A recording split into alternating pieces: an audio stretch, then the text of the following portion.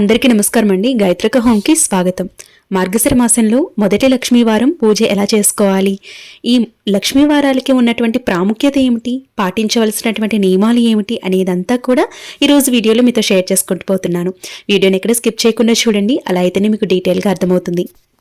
నార్మల్గా మనం అందరము కూడా మంగళ శుక్రవారాల్లో లక్ష్మీదేవి అమ్మవారిని పూజిస్తామండి. కానీ మార్గశిర మాసంలో గురువారంలో అమ్మవారిని పూజిస్తూ ఉంటాము. గురువారం నాడు అమ్మవారు పుట్టారు అని భావించి ఈ మార్గశిర మాసంలో గురువారాల్లో ప్రత్యేకంగా అమ్మవారికి పూజలు అనేవి ఆచరిస్తూ ఉంటాము. దీనిలో భాగంగానే ముందుగా మార్గశిర మాసంలో ద్వార పూజ కూడా చేసుకుంటామండి. ద్వార పూజ అనేది కూడా గురువారం నాడే చేసుకోవాల్సి ఉంటుంది. అయితే గురువారం నాడు ముందుగా ద్వార పూజ అంటే గడపని పూజించటం. ముందుగా గడపని పూజ చేసుకున్న తరువాత, అంటే ఇంట్లోకి అమ్మవారిని ఆహ్వానించిన తరువాత చక్కగా ఇంట్లో పూజ అనేది చేసుకోవాల్సి ఉంటుంది. కార్తీక మాసంలో ఏ విధంగా అయితే దీపారాధన చేసి ద్వారానికి ఇరువైపులా కూడా దీపాలు పెడతాము, మార్గశిర మాసంలో కూడా అంతేనండి. ద్వారానికి ఇరువైపులా కూడా దీపాలు పెట్టి ముందుగా ద్వారలక్ష్మిని పూజించి గడపకి నమస్కరించుకుని తరువాత ఇంట్లోకి వచ్చి పూజ అనేది చేసుకోవాల్సి ఉంటుంది. అయితే ఈ పూజ మీరు పూజా మందిరంలో చేసుకోవచ్చు, లేదు అంటే మీ ఇంటి ఈశాన్యం వైపు పెట్టుకుని చక్కగా ఈ విధంగా పూజ అనేది చేసుకోవచ్చు అనమాట. అంటే ఒక పీఠాన్ని ఏర్పాటు చేసుకుని అమ్మవారి యొక్క చిత్రపటం కానీ విగ్రహం కానీ పెట్టుకుని పూజకి కావాల్సినవన్నీ కూడా ఏర్పాట్లు అనేవి చేసుకోవాల్సి ఉంటుంది. అయితే చాలామంది కలసం ఏర్పాటు చేసుకుని కూడా పూజ అనేది చేసుకుంటారు. నేను ఈ మార్గశిర మాసంలో కలసం లేకుండా పూజా విధానం అనేది చెప్తున్నానండి. మీరు కలసం ఏర్పాటు చేసుకుని కూడా పూజ అనేది చేసుకోవచ్చు. ఈ విధంగా చక్కగా దీపారాధన కుందులు కానివ్వండి, లేదంటే పసుపు కుంకుమ కానివ్వండి, ఒత్తులు కానివ్వండి, ఇవన్నీ కూడా ముందుగానే ఏర్పాట్లు చేసుకోవాల్సి ఉంటుంది. మీరు కలసం పెట్టి పూజ చేసుకోవాలనుకుంటే కలసం అనేది పెట్టి ఏర్పాట్లు చేసుకోవచ్చు, లేదు అంటే నార్మల్గా కూడా ఈ పూజని చేసుకోవచ్చు. ఎవరైనా ఈ పూజని ఆచరించవచ్చు అనమాట. ముందుగా మనం ఏ పూజ చేసినా, ఏ వ్రతం చేసినా గణనాథుడికి పూజ చేస్తాం కాబట్టి గణపతికి పసుపు కుంకుమ అక్షంతులు సమర్పించి చక్కగా వస్త్రాన్ని సమర్పించి గంధాన్ని సమర్పించిన తర్వాత ఏకహారతితో దీపారాధన అనేది చేసుకుని మంగళహారతిని ఇవ్వాలి. తర్వాత ఒక చిన్న బెల్లం ముక్కనైనా నైవేద్యంగా పెట్టి తర్వాత అమ్మవారి పూజ అనేది చేసుకోవాల్సి ఉంటుంది. అయితే స్వామివారి యొక్క అంటే వినాయకుడి యొక్క అష్టోత్తర శతనామావళన్నీ కూడా చదువుకున్న తర్వాత అమ్మవారి పూజని నిర్వహించుకోవాల్సి ఉంటుంది. అయితే మార్గశిర మాసంలో మనకి లక్ష్మీవారాలు 4 వచ్చాయన్నమాట. 4 లక్ష్మీవారాలు వచ్చాయి. కానీ మార్గశిర మాసంలో లక్ష్మీవారాలు వ్రతం చేసుకోవాలనుకున్న వారు 5 వారాలు తప్పకుండా చేసుకోవాలి.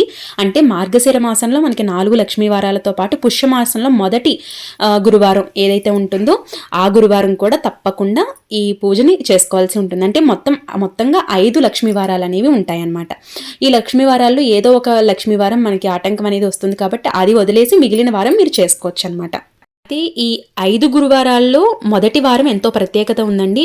అమ్మవారి యొక్క ప్రత్యేక స్థానంలో మొదటి గురువారం ఉంది కాబట్టి మొదటి గురువారం పూజ అనేది చక్కగా భక్తి శ్రద్ధలతో ఏకాగ్రతతో ఆచరించడానికి ప్రయత్నించండి. అమ్మవారికి రోజు అభిషేకం కూడా చేసుకోవచ్చు. పాలతో, పంచామృతం, అలాగే పళ్ళ రసాలతో కూడా అభిషేకం అనేది నిర్వహించుకోవచ్చు. అయితే మొదటి గురువారం ఈ వారం మనకి డిసెంబర్ 5 గురువారం వచ్చిందండి. కాబట్టి చక్కగా మొదటి గురువారం రోజు ఈ విధంగా పూజ అనేది చేసుకోవటానికి ప్రయత్నించండి. చాలా మంది ఈ మార్గశిర మాసం నెల రోజులు కూడా పూజ అనేది ఆచరించి వస్తారనమాట. అలా కూడా మీరు చేసుకోవచ్చు. మీరు నిత్య పూజలాగా చేసుకోవచ్చు, లేదంటే గురువారాల్లో ప్రత్యేకంగా అమ్మవారికి పూజ అనేది చేసుకోవచ్చు, లేదంటే ఈ గురువారాల్లో వ్రతం కూడా ఆచరించేవారు ఉంటారు. ఈ వ్రతాన్ని కూడా చక్కగా ఆచరించవచ్చు అనమాట. అయితే పూజ అనేది చక్కగా మీకు తగినట్లుగా పూజ అనేది చేసుకుని అమ్మవారికి అష్టోత్తరాలు చదువుకొని అలాగే ఈరోజు తప్పకుండా కనకధర స్తోత్రాన్ని పఠించండి, చాలా మంచిది. ఈరోజు ప్రత్యేకంగా పొలగాన్ని నైవేద్యంగా పెట్టాల్సి ఉంటుందన్నమాట. పొలగం తయారు చేసి నైవేద్యంగా పెట్టుకోవచ్చు. అయితే ఈ పూజ తెల్లవారుజామునే పూజ అనేది చేసుకుంటే చాలా మంచిది. ఒకవేళ తెల్లవారుజామునే కుదరలేదు అనుకుంటే సాయంత్రం పూట కూడా మీరు పూజ అనేది చేసుకోవచ్చు అనమాట. అయితే ఈ పూజలో అమ్మవారికి ఇష్టమైనటువంటి మంగళకరమైనటువంటి వస్తువులతో అమ్మవారికి అర్చన అనేది చేసుకుంటే చాలా మంచిదండి. మీకు దగ్గరలో ఉన్నటువంటి ఆలయానికి కూడా వెళ్ళి పూజను కూడా నిర్వహించుకోవచ్చు, కుంకుమ పూజలు కూడా చేయించుకోవచ్చు అనమాట. అయితే ఈరోజు మనం ప్రత్యేకంగా అమ్మవారికి పూజ అనేది చేస్తున్నాం కాబట్టి తామర పూలు దొరికినట్లయితే తామర పూలతో కూడా చక్కగా పూజ అనేది నిర్వహించుకోవచ్చు. ఉపవాసం విషయానికి వచ్చినట్లయితే ఉపవాసం ఒక పొద్దు ఉపవాసం ఉంటే సరిపోతుందండి. పొద్దున్న నుంచి సాయంత్రం వరకు కూడా ఉపవాసం అనేది ఉండవలసిన అవసరం లేదు. ఒక పొద్దు ఉంటే సరిపోతుందన్నమాట. అయితే అమ్మవారికి ఉదయం సాయంత్రం కూడా మీకు వీలైతే పూజ అనేది చేసుకోవడానికి ప్రయత్నించండి, చాలా మంచిది. ఒకవేళ మీకు కుదరదు అనుకుంటే ఉదయం పూట చేసుకోవచ్చు, లేదంటే సాయంత్రం పూట కూడా మీరు చక్కగా పూజ అనేది చేసుకోవచ్చు. మనం వరలక్ష్మి వ్రతంలో ఎంతైతే అమ్మవారికి ప్రాధాన్యత ఇచ్చి చక్కగా పూజ అనేది నిర్వహించుకుని అమ్మవారి యొక్క కరుణ కటాక్షం మనకి లభించాలని కోరుకుంటామో, మార్గశిర మాసంలో కూడా అమ్మవారికి ఎంతో ప్రత్యేకంగా భక్తి శ్రద్ధతో పూజ చేసి అమ్మవారి యొక్క కరుణ మన మీద ఉండేలా చూసుకునే బాధ్యత మనదండి. కాబట్టి కాబట్టి తప్పకుండా అమ్మవారికి ఈ విధంగా మన శక్తి కొలది పూజ అనేది చేసుకొని తాంబూలంగా మీరు ఒక బ్లౌజ్ పీస్ లేదంటే పూలు, పళ్ళు ఇవి కూడా తాంబూలం ఇవ్వచ్చనమాట. పూలు, పళ్ళు అలాగే శనగలు వీటిని తాంబూలంగా ఇవ్వచ్చు అనమాట. అయితే ముత్తైదువుకి కూడా తాంబూలం ఇచ్చేవాళ్ళు ఉంటారండి, అలా కూడా మీరు ఇచ్చుకోవచ్చు. లేదంటే అమ్మవారికి తప్పకుండా పూజ అంతా అయిన తర్వాత 2 పళ్ళు పూలు పెట్టినా కూడా అది తాంబూలం లెక్కలోకి వస్తుంది. కాబట్టి చక్కగా 2 పళ్ళు పూలు అలాగే వక్క ఇవన్నీ కూడా ఇచ్చి తాంబూలంగా ఇవ్వచ్చు అనమాట. ఈ విధంగా చక్కగా పూజ అనేది నిర్వహించుకోవాల్సి ఉంటుంది. ఈ రోజు చేసుకునే పూజలు స్వామివారిని అంటే వెంకటేశ్వర స్వామివారిని కూడా పెట్టి పూజ అనేది చేసుకోవచ్చు. చాలామంది ఒక డౌట్ అడుగుతున్నారండి, పూజ చేసేటప్పుడు సాయిబాబాని కూడా పెట్టి పూజ చేసుకోవచ్చు అక్క, ఎందుకంటే గురువారాలు కూడా మేము చేస్తూ ఉంటాము, సాయిబాబాని పెట్టి పూజ చేయొచ్చు అని అడుగుతున్నారని. పెట్టుకోవచ్చండి, ఇబ్బంది ఏం లేదు. చక్కగా ఈ పూజలోనే స్వామివారి అంటే సాయిబాబా యొక్క ప్రతిమ ఉంటే ప్రతిమను పెట్టుకొని బాబావారి యొక్క అష్టోత్తరం కూడా చదువుకొని పూజ అనేది చేసుకోవచ్చు, ఇబ్బంది ఏం లేదు. అదేవిధంగా ఈ గురువారం మాత్రం తప్పకుండా పాటించవలసినటువంటి నియమాల్లో ఏంటంటే తప్పకుండా ద్వారానికి పూజ అనేది చేసుకోవాల్సి ఉంటుంది. చక్కగా అమ్మవారిని స్తుతిస్తూ అమ్మవారి యొక్క నామస్మరణతో పూజ అనేది నిర్వహించుకోవాల్సి ఉంటుంది. నాన్ వెజ్ అనేది అస్సలు తీసుకోకూడదండి, అలాగే భార్యాభర్తలు అనేవి కలవకూడదనమాట. అలాగే మధ్యాహ్నం పడుకోకూడదు, తలకి నూనె పెట్టుకోకూడదు.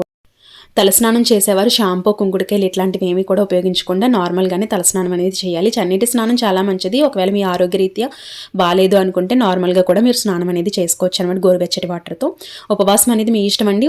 ఉదయం నుండి సాయంత్రం వరకు ఉపవాసం ఉండేవారు ఉండవచ్చు, లేదు అంటే సాయంత్రం పూట ఒక్క పూట ఉపవాసం ఉంటే సరిపోతుంది. మార్గశిర మాసంలో కూడా గుమ్మానికి గడపకి రెండు వైపులా కూడా దీపారాధన చేసుకుని గడప పూజ చేసుకొని ఉదయం గడప పూజ అనేది చేసుకుంటాం, సాయంత్రం వేళ కూడా గుమ్మానికి ఇరువైపులా కూడా దీపారాధన చేసి గడపని ఆరాధిస్తే చాలా మంచిదన్నమాట. అలాగే తులసి ఆరాధన కూడా చాలా మంచిదండి. తులసి పూజ కూడా మనం సాయంత్రం వేళ పూజ అనేది చేసుకుంటే చాలా మంచిది. అయితే ఈ మార్గశిర గురువారాల్లో పిండి దీపారాధన కూడా ఎంతో ప్రత్యేకమైనది అనమాట. 5 ఒత్తులతో దీపారాధన చేసుకోవడానికి ప్రయత్నించండి. 5 ఒత్తుల దీపారాధన కుటుంబ శ్రేయస్సు కోరుతుంది. అలాగే ఈ అమ్మవారి యొక్క పూజ చేసుకున్న తర్వాత కనకధర స్తోత్రాన్ని పఠించండి, ఎంతో పుణ్య ఫలితం అనేది మనకి లభిస్తుంది.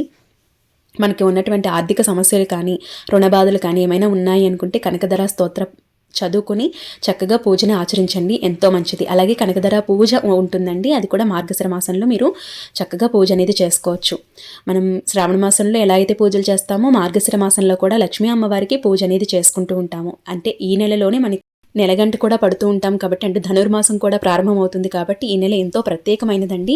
అంతేకాకుండా స్త్రీలు తప్పకుండా ఈ వ్రతాన్ని ఆచరించడం వల్ల భర్త యొక్క ఆయుష్ పెరుగుతుంది, అలాగే దీర్ఘసుమంగళి ప్రాప్తి కలుగుతుంది. మనం శ్రావణ మాసంలో నార్మల్గా ఎందుకు పూజ చేస్తాము, దీర్ఘసుమంగళి ప్రాప్తి కోసం, అలాగే భర్త ఆయుష్ కోసం మనం పూజ అనేది చేసుకుంటాము. అలాగే ఇంట్లో ఉన్నటువంటి పిల్లల కోసం పూజ అనేది చేసుకుంటాము. సాధారణంగా మార్గశిర మాసంలో కూడా అంతేనండి. భర్త యొక్క శ్రేయస్సు కోసం, అలాగే దీర్ఘసుమంగళి ప్రాప్తి కోసం, ఇంట్లో ఆర్థిక ఇబ్బందులు లేకుండా చికాకులు లేకుండా ప్రశాంతంగా ఉండటం కోసం, అలాగే అష్టైశ్వర్యం కోసం. అష్టైశ్వర్యాలు అంటే సిరి సంపదలే కాదండి, మానసికంగా బాగుండి భార్యాభర్తలు అన్యోన్యంగా ఉండటం కూడా అష్టైశ్వర్యాల్లోకే వస్తుంది. కాబట్టి చక్కగా ఈ పూజను నిర్వహించుకొని అమ్మవారి యొక్క కరుణా కటాక్షాలు మన మీద ఉంటే అన్నీ ఉన్నట్లేనండి. తప్పకుండా అమ్మవారికి మార్గశిర మాసంలో మొదటి లక్ష్మీవారం పూజ ఈ విధంగా చేసుకోండి, చాలా మంచిది. ఐ హోప్ ఈ వీడియో మీకు నచ్చిందని అనుకుంటున్నాను, అర్థమైందని అనుకుంటున్నాను. ఈ వీడియోలో ఏమైనా డౌట్స్ ఉన్నాయనుకుంటే కమెంట్ సెక్షన్లో అడగండి, తప్పకుండా రిప్లై అనేది ఇవ్వడం జరుగుతుంది. రేపటి వీడియోలో మళ్ళీ కలుద్దాం. అప్పటి వరకు నమస్తే, మీ గాయత్రక్క.